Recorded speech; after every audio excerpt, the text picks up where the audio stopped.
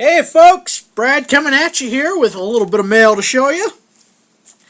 Off another Dolphins win, somehow. I don't know. Um, Beat the Jets on Sunday.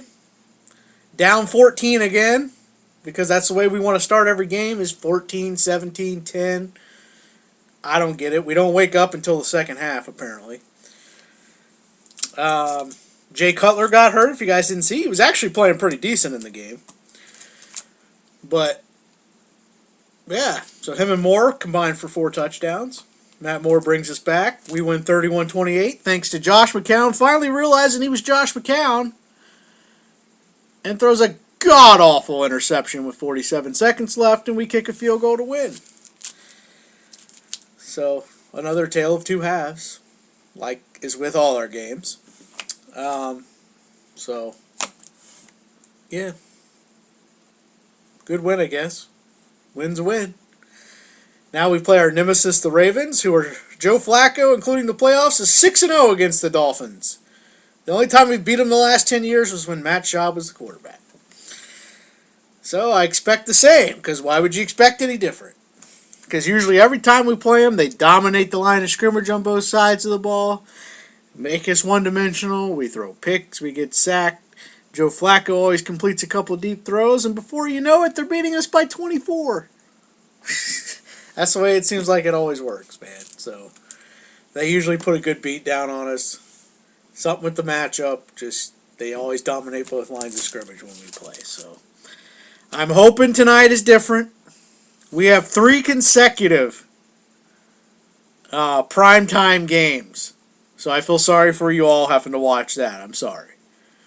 But we got Ravens Thursday, next Sunday night Raiders, and then the next Monday night Panthers.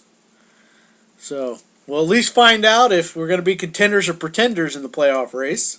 And we're going to do it through prime time. So good for all of you. You all get to see the Dolphins get down 14 and then maybe either come back or lose by 30. It's going to be one or the other. But, all right. I told you I had one more impeccable break coming in. Told you I had one more disappointing Jarvis coming in. Disappointing and not today. Like, I still like it, it bummed me out. But the base card, which are beautiful, numbered to 75. If we end up doing something stupid like trade or not sign this guy, I will go off the freaking rails. Oh, you'll see a man freaking lose it. He comes to play every week. Every week he comes to play. I'm not saying he's like the best receiver in the league or anything, but he comes to play every week. And that's the type of guy you want to give money to. Numbered to 75, this guy hadn't played really yet. Isaiah Ford.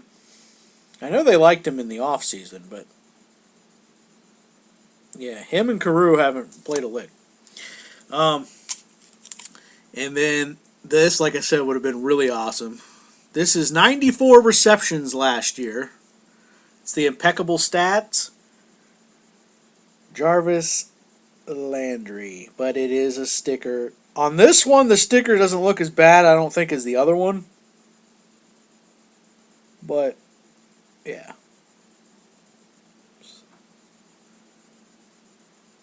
Still a cool card. I mean, like I said, they're great designs. It's just he's one of the few guys that had the sticker.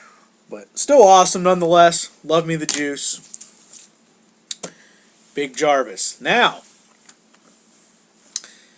these 2 cards I was really psyched about. These I bought from Mr. K Midas 16, Bob.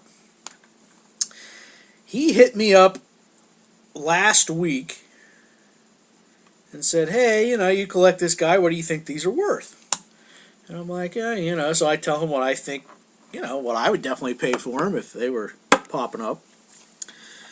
And one in particular really caught my eye because, as you guys know, I'm a sucker for a nice patch. And these had some nice patches. So after we're talking about that one, he's like, hey, I also got this. I'm like, I want that too because I love this crap. So, some of the best patch sets ever right here. The absolute jumbo patches. The absolute patches. These are from 2004. He had to break up the set because obviously he wasn't going to finish the set because these things never pop up anymore. Which is why I was so glad he actually hit me up. Because I don't ever see these. You might see one a year, pop up randomly. But it's 2004 Absolute 4-color jumbo patch, number 25 of 25. Ricky Williams. And like I said, just huge chunk of patch.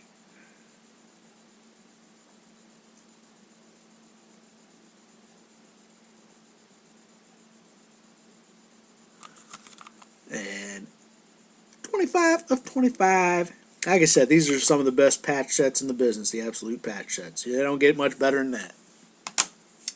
And then, he actually had 3 of these over the course of different years. But one stood out because it is actual patch and not paint. I don't mind a nice paint patch either. But patch, I'm a sucker. So this thing is almost like bulging out of the card too. It's awesome. So this is 21 of 25.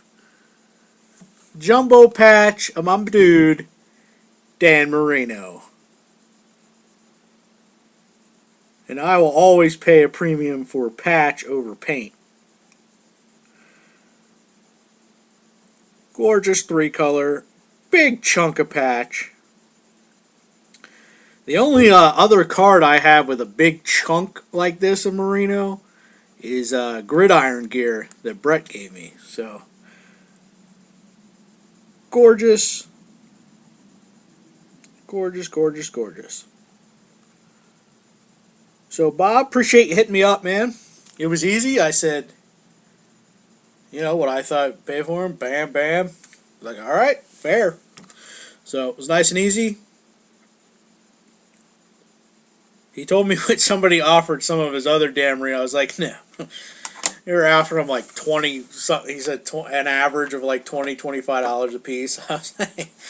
I was like, little event worn stuff with a patch window like that sells for $20, numbered to 49.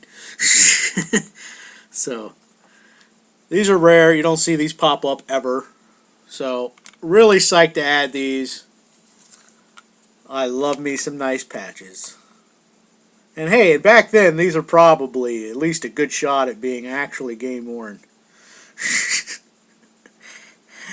So, bam. That's all I got. Pretty pumped. It's game day. You might want to check on me later on, especially if it goes bad like I think it is. Just make sure I didn't slip my wrist or anything. But nonetheless, always pumped for game day. Even though the Ravens haven't looked all that good, it doesn't matter. Week to week league anyways, but like I said, they usually play it on us. So hopefully tonight is different. In Matt Moore we trust.